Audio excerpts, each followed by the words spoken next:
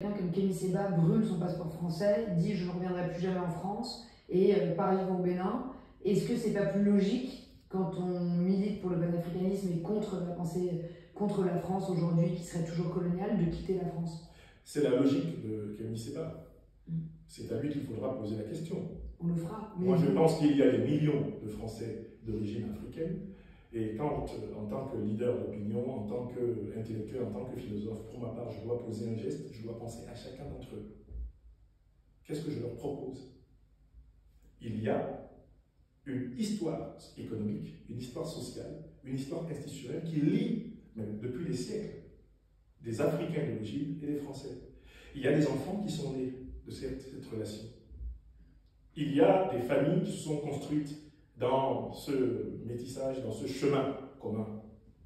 Quand on prend une position comme leader d'opinion, on doit tenir compte de tout ce monde. Je ne pense pas que, parce qu'on critique la politique étrangère de la France, on doit quitter la France. Je pense même que les Français qui ont conservé cette flamme révolutionnaire, cette flamme libertaire, que les Sartre, les Camus, les Hugo, les Voltaire, à un moment donné, chacun à sa façon, Montesquieu et consorts, ont porté. Et quelle que soit leur couleur, ce sont les meilleurs Français possibles. Et quand moi, par exemple, il y a 2 semaines, j'ai appelé à voter pour le nouveau Front populaire sur mes réseaux sociaux, c'est parce que dans la gauche française aujourd'hui se trouvent les rares voix françaises qui sont demeurées aux côtés des Africains. Quand Jean-Paul Lecoq, quand André Chassaigne parle à l'Assemblée nationale, quand même un certain Jean-Luc Mélenchon parle à l'Assemblée nationale des questions africaines, le cœur des Africains de France et des Africains d'Afrique peut battre à l'unisson de la France contemporaine. Donc, cette pensée binaire, madame, qui consiste à montrer la porte aux Africains de France, aux Africains français, chaque fois qu'ils critiquent la politique africaine de la France, contribue à aggraver la situation de la France. Parce qu'en fait, il y a des Français, pas exactement de la même couleur que moi, de la même couleur que vous, qui disent exactement la même chose que moi, et qui ne sont pas ostracisés, qui ne sont pas priés de quitter la France. Ce qui veut dire qu'en fait, derrière cette injonction, la France, on l'aime ou on la quitte, revit l'antique et abject racisme, l'antique et abject colonialisme, le 2 poids 2 mesures, la citoyenneté à plusieurs étages, qui sont précisément ce pourquoi les Africains se révoltent aujourd'hui. Et alors justement, vous parlez de Jean-Luc Mélenchon, ça me fait penser, et on parle des différents courants panafricanistes, et j'aimerais qu'on parle du Sénégal. Oui, pourquoi pas. Et bah parce que nous, c'est très important dans le film, le Sénégal, évidemment, c'est quand même un des pays où il y a une transition démocratique réussie, avec l'arrivée de Diomaye Faye au pouvoir. Réussi, je vous laisse ce mot-là, mais je vais vous dire ce que je pense. Vous allez me dire, parce que je veux dire, c'est qu'en tout cas, il y a eu une élection avec un homme qui est arrivé au pouvoir, élu par le peuple, des élections qui ont eu lieu contre toute attente, quand même, parce que... Ah, contre toute attente. Ouais. Vous m'intéressez quand vous parlez. Non, mais on va parler honnêtement. Contre toute attente, il y a eu des élections, Diomaye Faye est arrivé au pouvoir. On peut dire que c'est un leader, penseur, avec son panafricaniste de gauche. Non. Encore un concept fumeux. Parce que c'est pas... Alors, je vais réagir. Alors, donc, ma question, parce qu'elle n'est pas précise. Ouais. Ma question, est-ce que vous pensez que le Sénégal est le nouveau modèle de la relation que la France pourra entretenir avec des pays qui sont des anciennes colonies? Je pense exactement que le Sénégal n'est pas le nouveau modèle de la relation que la France doit entretenir avec ses anciennes colonies. Parce que les nouveaux dirigeants sénégalais ne rassurent pas beaucoup dans certaines de leurs prises de position, même ces derniers temps. D'abord, il y a un mystère qu'il faudra un jour éclairer. Vous, journalistes, allez nous y aider par vos enquêtes savantes et même bien documentées. Comment est-ce qu'on passe de la prison au palais présidentiel? Comment celui qui vous détient en prison vous permet, en Afrique francophone au XXIe siècle, d'être candidat aux élections et de prendre le pouvoir? Je pense qu'un jour, on saura ce qui s'est dit dans la prison où Ousmane Sonko et Bassirou Diomaye Faye étaient en prison, entre eux et Macky Sall. Parce qu'il y a forcément quelque chose là qui explique ce que vous avez appelé tout à l'heure la surprise. Nelson Mandela est en prison, il est en prison. Non, mais Mandela, c'est 27 ans. C'est 27 ans, et c'est une lutte incomparable à celle du peuple sénégalais. Le peuple sénégalais a lutté. Non, mais je veux dire, ça arrive, des gens qui sortent de prison et qui deviennent... Ouais, mais Mandela, on a vu des négociations, justement. Il y a eu des négociations entre le pouvoir de l'apartheid et Nelson Mandela. Or là, on veut nous dire qu'il n'y a pas eu de négociation. Alors je vous dis, madame, pour moi, il y a eu des négociations. Macky Sall n'est pas parti comme ça. Il s'est entendu avec Sonko et Diomaye dans la prison. D'ailleurs, ils lui ont garanti une amnistie. Les dizaines de Sénégalais massacrés pendant ces 4 dernières années au Sénégal, c'est perte et profit.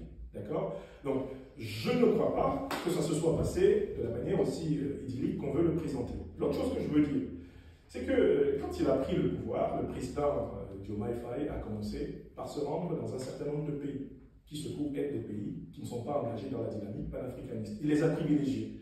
Il est allé notamment en Côte d'Ivoire rencontrer l'autocrate Ouattara, qu'il a félicité pour les progrès qu'il ferait en matière de démocratie et de stabilité.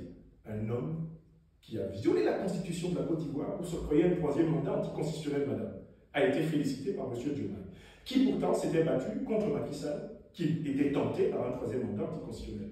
Donc, pour ma part, le Sénégal n'est surtout pas, aujourd'hui, la lanterne du panafricanisme révolutionnaire. Les lanternes du panafricanisme révolutionnaire sont, qu'on le veuille ou pas, et la réalité, l'opinion le montre, le Mali, le Burkina Faso et le Niger.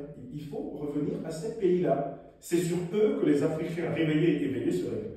Pas sur M. Diomaye Faye. Voilà. Par exemple, vous voyez, le gouvernement sénégalais demande à l'Union européenne d'installer des drones de contrôle militaire sur sa frontière avec le Mali. C'est pas avec ça qu'on va rassurer les panafricanistes.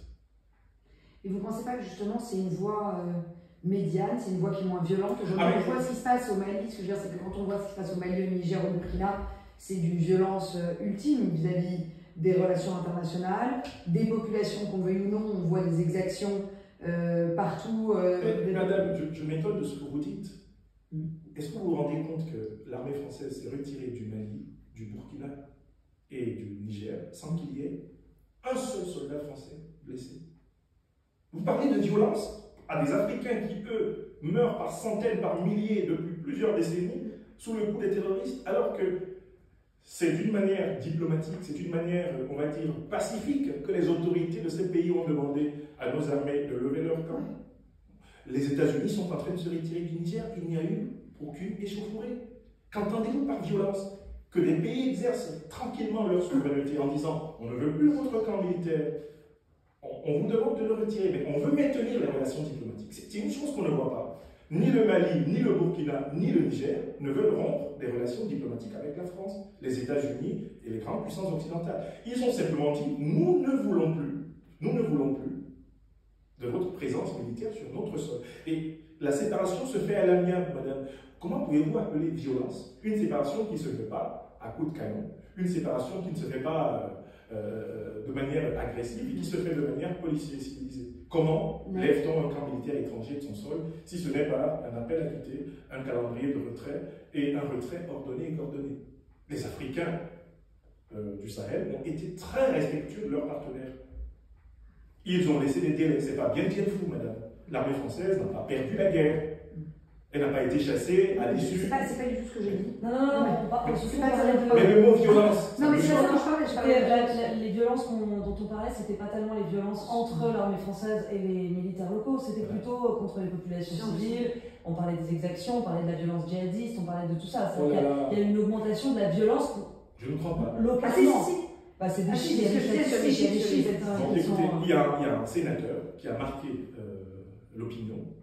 C'est le sénateur Cambon, de la commission de la défense du Sénat, qui a dit que les Maliens allaient regretter les conditions dans lesquelles ils se sont débarrassés de l'armée française. Citation. C'est-à-dire qu'il y a toujours cette idée que quand les Africains, souverainement, disent « on ne veut plus de ça », c'est perçu comme une atteinte, littéralement, un crime de lèse-majesté. Dites-moi, dans quelle partie du monde il y a un camp militaire africain? Est-ce qu'il y a une seule partie du monde, en dehors de l'Afrique, où il y a un camp militaire africain? Est-ce que vous trouvez... Mais est-ce qu'il y a un pays qui a appelé l'Afrique à venir le libérer? Bien sûr, la France. Ah oui, la paix de Brazzaville, 1940, madame. Des millions d'Africains. Est-ce qu'ils considéraient que c'était la France à ce moment-là? Bien sûr. D'accord, mais c'est autre chose. Je veux dire, depuis la libération des peuples, est-ce qu'il y a quelqu'un qui a dit au Mali, envoyez-moi des troupes? Je veux dire, le président en 2013 a dit envoyez les Français, envoyez les Français. Madame, nous, Africains de France, sommes particulièrement fiers d'être des Africains de France parce que nos glorieux ancêtres se sont battus ici. Je pourrais vous amener au centre-ville, à l'endroit où les nazis ont exécuté une centaine de soldats. Je suis d'accord, c'est pas ça mon choix. Non, mais moi, c'est ça ma réponse. Il D'accord. faut que vous sachiez que nous sommes fiers, nous, Africains de France, d'être français parce que nos plus glorieux représentants sont les Africains qui ont participé à la libération de ce pays et qui ont laissé 2 millions de morts sur le sol de France et d'Europe pour cela. Notre légitimité, moi quand vous me voyez dans les rues de France, vous voyez, là je suis sapé là, dans ma petite veste, ma petite cravate, je suis habillé en bon français de Normandie, parce que la Normandie est une terre de sang, de sacrifices et de luttes africaines. Je passe en me disant, quand on me voit passer, on dit, il est grand comme ces soldats qui sont venus à nos côtés combattre le nazisme. C'est ça la filiation que je transmets à mes enfants. C'est cette filiation que je transmets aux Africains français.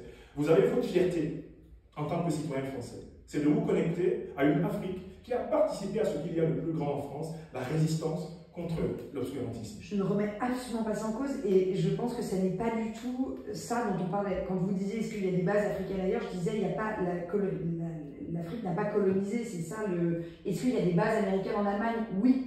Est-ce qu'il y a des bases, il y a de bases de J'espère pays? que vous savez que les États-Unis voulaient d'ailleurs maintenir leur base en France et que le général de Gaulle a dit je sais tout à fait, évidemment. Ce que je veux juste dire, et que je pense que c'est pas ça dont on parle. Quand on parle, nous on disait pas ça, on disait le fait que aujourd'hui ces régimes maintenant au Mali, au Burkina, au Niger, sont des régimes dans lesquels il y a des exactions, qu'on accuse de commettre des exactions contre. Non mais ça c'est de la propagande, madame. Vous basez sur des rapports qui sont rédigés par les officines des puissances qui sont frustrées d'avoir été forcées de plier bagages. La situation de la lutte antiterroriste au Sahel s'est améliorée. Vous savez, l'armée française était là, l'armée européenne était là, l'ONU était là, d'accord? Le nord du Mali était continuellement occupé par les terroristes. Kidal était continuellement occupé par Iyad Ghali et ses compagnons. Ils sont partis. Les soldats français, partis les soldats de l'ONU, partis les soldats de la force européenne. Le Mali, l'armée malienne a reconquis la totalité de son territoire. Bien sûr qu'il y a toujours des activités terroristes. On a vu Iyad Ghali faire un prêche à Malakas qui n'était pas arrivé depuis ça. Mais écoutez, la situation est infiniment meilleure que pendant les 10 ans de présence. Vous savez, le terrorisme, il est parti de la partie nord du Mali, par exemple, et il est descendu jusqu'à Bamako. Je vous invite à étudier statistiquement les faits d'armes des terroristes aujourd'hui au Mali, au Burkina et au Niger. Les armées de ces 3 pays, qui plus est rassemblées dans la confédération de l'AES, sont passées à l'offensive. Donc vous dites que tous les rapports, toutes les ONG, tous les rapports de l'ONU qui disent que les situations se détériorent au Burkina Faso ou au Mali, le fait qu'il y ait des Ghali reviennent faire des prêches en personne, ce qui n'était jamais arrivé dans le nord du Mali, tout ça c'est faux. Je dis qu'une très bonne partie des allégations de violation des droits humains qui sont faites par les officines des anciennes puissances coloniales, des anciennes puissances présentes militairement sur le sol africain après le saccage de la Libye, sont amplement fabriquées. Il y a du montage. Mais il y a bien sûr des choses qui sont vraies. Oui. Justement, quand on parlait de... Parce que, évidemment, on va parler de la Russie. Il y a le vrai enjeu de la Russie. Ce qui nous intéressait, c'est que, vous le savez, on a fait une enquête sur Wagner. On avait vu dans les documents en 2018 des politologues russes cette idée qu'il fallait jouer sur le passé colonial français pour réussir à le faire partir de ces pays et eux-mêmes gagner en puissance et prendre la place des Français. Qu'est-ce que vous pensez de cet argument? Est-ce que c'est pas ce qu'on voit, ce qui est en train de se passer aujourd'hui avec justement Urgence panafricaine de Kémy Séba qui reçoit de l'argent russe? Est-ce que c'est pas leur façon de lutter pour prendre la place des Français en Afrique? Écoutez, moi je commence par vous faire observer qu'il y a plusieurs sociétés de mercenaires qui opèrent en Afrique. Je suis opposé à une logique de 2 poids 2 mesures quand on va parler des sociétés de mercenaires. Les sociétés de mercenaires françaises sont plus anciennes en Afrique que les sociétés de mercenaires russes. Il faudrait être équilibré quand on aborde cette question. Et à ce moment, on va constater par exemple que Géos, qui est une société de mercenaires, a obtenu le contrôle total du port d'Abidjan. Le général Didier Castres, ancien chef d'état-major adjoint de l'armée française, a témoigné le 7 février 2024 au Sénat de la prise sous contrôle du port autonome d'Abidjan par la compagnie de mercenaires dont il est le président directeur général. Ça devrait nous choquer dans tous les cas. Alors maintenant, cette histoire de Wagner, en effet, vous savez très bien que les puissances rivalisent les unes contre les autres pour maintenir ou avoir une influence aux quatre coins du monde. Et dans le cadre de cette rivalité, il est certain que l'un des points faibles de la France, c'est de n'avoir pas purgé son passif colonial. J'ai écrit des livres, j'ai donné des conférences sur cette affaire. Dites-moi, chère madame, si nous, en France, avions mené une réflexion sur les réparations coloniales, si nous, en France, avions mené une réflexion sur la repentance à propos des crimes de guerre, des crimes contre l'humanité qui ont été perpétrés pendant la colonisation, est-ce que vous pensez que la France aurait mal à son passé en Afrique? Non. C'est parce qu'on a refusé de purger la question ici que nous sommes fragiles par là en Afrique, en tant que Français. Parce qu'il est très facile de vous indiquer des lieux où les exactions de l'armée française ont été commises ces 60 dernières années. On vous prend seulement novembre 2004 à Abidjan, madame. Vous irez peut-être bientôt à Abidjan. Allez à l'hôtel Ivoire. Devant l'hôtel Ivoire, 60 à 70 Ivoiriens sont assassinés par l'armée française. On tire à bout portant sur une foule de civils. Il n'y a pas de procès jusqu'à ce jour. Donc, les Africains, aujourd'hui, ne considèrent pas que l'instrumentalisation éventuelle de la question coloniale par la Russie ne soit pas fondée sur des faits. Si nous, en tant que citoyens français, si les autorités françaises avaient engagé ce travail pour purger la question coloniale, pour la ramener vraiment à une question d'humanité et assumer ensemble ce passé pour passer à autre chose, mais la France ne serait pas fragile par là. Donc, au lieu de voir que Wagner exploite le passé colonial français pour faire avancer ses pions en Afrique, il faut voir que les autorités françaises remettent toujours à plus tard le fait de vider l'abcès colonial, de clarifier l'abcès colonial, ce qui maintient la France en position de fragilité partout. Parce que dès qu'il y a une autorité française qui dit quelque chose, qui dit « Ah, voilà ce que font les Russes, voilà ce que fait Wagner », il est facile à Wagner ou aux Russes de présenter les faits d'armes de la même armée française, dans le même territoire. Et ils sont plus nombreux. Mais du coup, une fois que vous dites ça, quel est l'intérêt pour vous de supporter l'action des Russes sur le territoire? Je soutiens le peuple africain. Et pour un certain nombre de communicants officiels français, soutenir l'intérêt des peuples africains, c'est soutenir l'action des Russes. C'est insupportable, ce manque de respect pour l'intelligence africaine. Les Africains ne veulent pas devenir Russes. Ils ne veulent pas aller s'installer en Russie. Les Africains ne veulent pas que la Russie vienne installer des colonies de peuplement en Afrique. Et les troupes russes qui coopèrent avec les armées africaines le font provisoirement à la demande de ces armées pour les aider à devenir les principales souveraines de leur territoire. Et elles se retireront jusqu'au dernier soldat lorsque les Africains l'estimeront nécessaire. Ce n'est pas du tout la même relation. Donc sachez que nous, Africains, nous n'aspirons pas à devenir, après avoir été les colonisés de l'Occident, les colonisés de la Russie ou de la Chine. Nous aspirons à construire une puissance africaine suffisante pour être respectés comme citoyens sur le sol africain et comme citoyens des autres contrées du monde, être reconnus comme représentants d'une civilisation politique digne. Attention, un événement a eu lieu le 6 juillet, il ne vous a pas échappé, c'est la création de la Confédération de l'Alliance des États du Sahel. Il va y avoir un passeport, il va y avoir une monnaie qui vient derrière, il va y avoir une puissance économique intégrée qui vient derrière. C'est pour cela que nous nous battons. Nous ne nous battons pas en Afrique pour la Russie. Avant que la Russie n'ait entamé le nouveau virage de ses relations africaines, nous soutenions déjà la lutte d'émancipation du peuple africain. Nous étions déjà engagés là-dedans. Moi, je vous ai donné 1990. J'avais 18 ans. Et c'est en fait la Russie maintenant.